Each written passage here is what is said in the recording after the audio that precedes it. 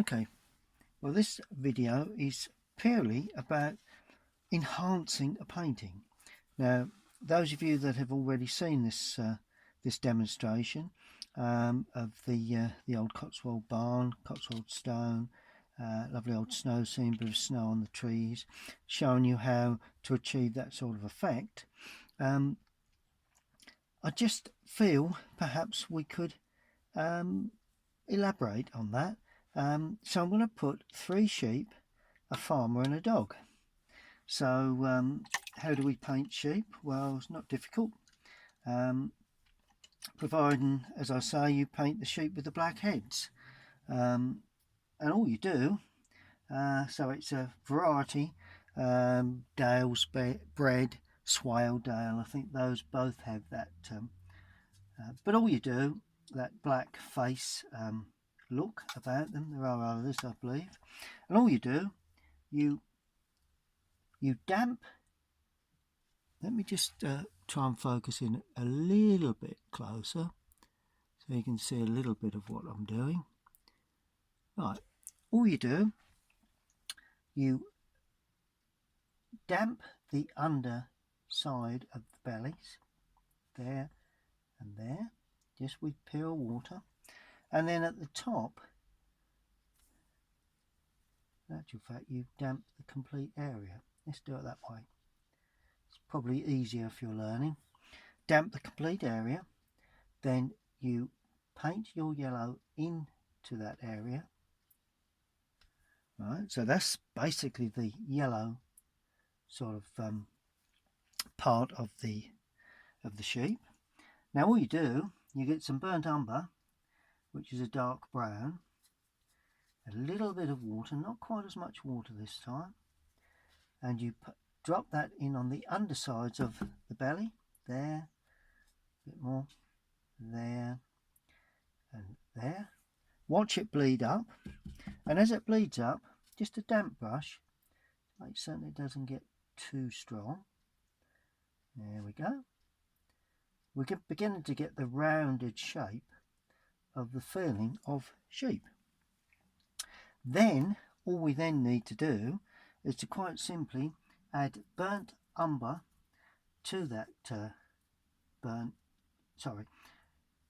that burnt umber we add ultramarine blue to create a fairly dark colour, and you paint in, it's like a rectangular shape for the head, the legs, like that. That's quite simple really. The head, it's like a triangular shape, I suppose, nearest I can get to it. I mean, some of them have got horns. If you make the legs sort of spray out, don't forget the legs at the back, bit of movement to them, and you paint the face. Let's put the face onto there, like that, and legs, front legs like that, rear legs, won't see too much of those because it's turned around a little, and really that is all you need for sheep.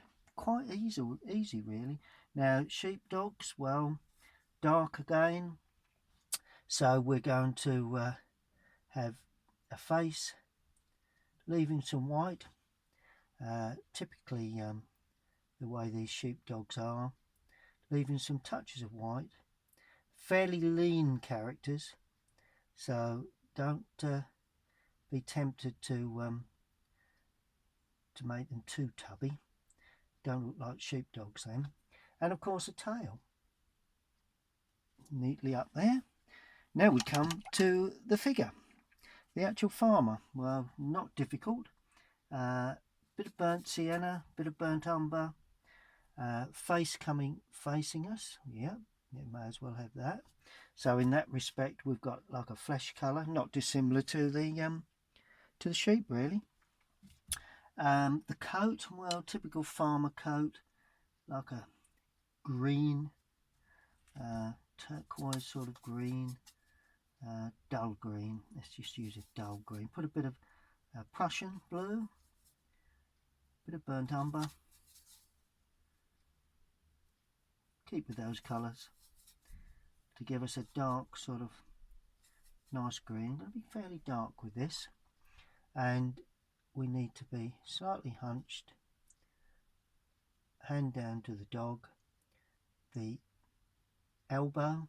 Always nice to see an elbow within a figure, like that. A long coat this time of year always works well. And then the legs, well, now this is where a lot of people have problems. Ultramarine blue, not putting any major colour in, and then just go one like that. There you go. And then of course those need to sit onto the ground, so we use the same colours that we used for the cadmium red and ultramarine, not too strong. And if you can melt those, we've got shadow running like that, just to show off the shadow underneath the dog. Gloves there, that's good. Oh, what about the hair? Greyish, that'd be good. What about a hat? Peak, some sort of peak cap, possibly. Underneath that's the key to these animals sitting on the ground, is the shadow you place under them, really. And then of course a stick, some sort of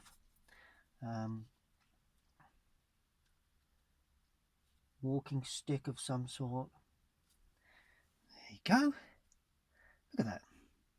And apart from just finishing off, let's just open up a little bit. That's it. Let's just finish off a little addition to what show the thickness of the snow. It's one thing I didn't do on the like that. Thickness of the snow on the roof, like that, does make a big difference. You can show the thickness of that snow. But other than that, we'll allow that to dry, because notice how when it's wet it looks very dark. But I know from past experience that is correct tone for the shade. Just embellish that a little bit more. For the correct shade for the all of the shadows. Oh, and another thing we could do, you're not going to see, occasionally you're going to see some, that's another little thing that you can do. Occasionally you'll see a little bit of shadow on some of these light areas, so you know you're more or less showing some glimpses of light.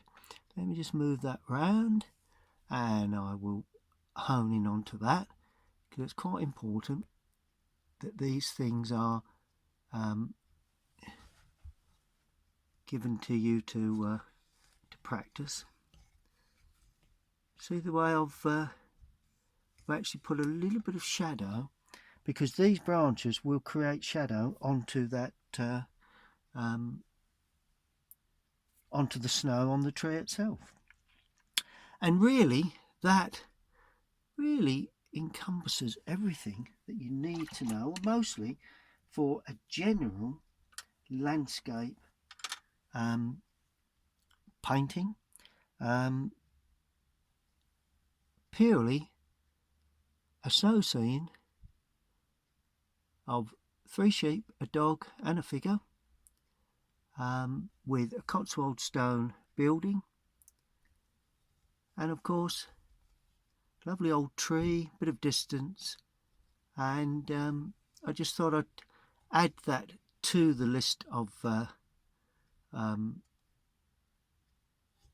videos that I've got, purely just to show you how you can, you know, if you've got a lean part of the picture somewhere that isn't quite you know, you feel there's a lean space. And notice how I've offset the sheep and the figure, not dead center of the gate opening. I've not got a gate on that so that the eyes led into the picture, but also created quite a bit of interest around that opening there. So in effect, I mean, everyone should have a focal point. The focal point is the building, particularly that open area, but also the eye is also led perhaps to that dark area, up the trees and round but back tree. You know, you tend to scan the whole thing. This shrub or small bush holds the eye in that side, and so that is my version of a snow scene that actually I've, if you like, embellished in as much as I've added some bits and pieces just to create a slightly different effect. And I think I've added really to the picture. Stay tuned to my channel, subscribe if you like what I do, and we'll see you all again next time.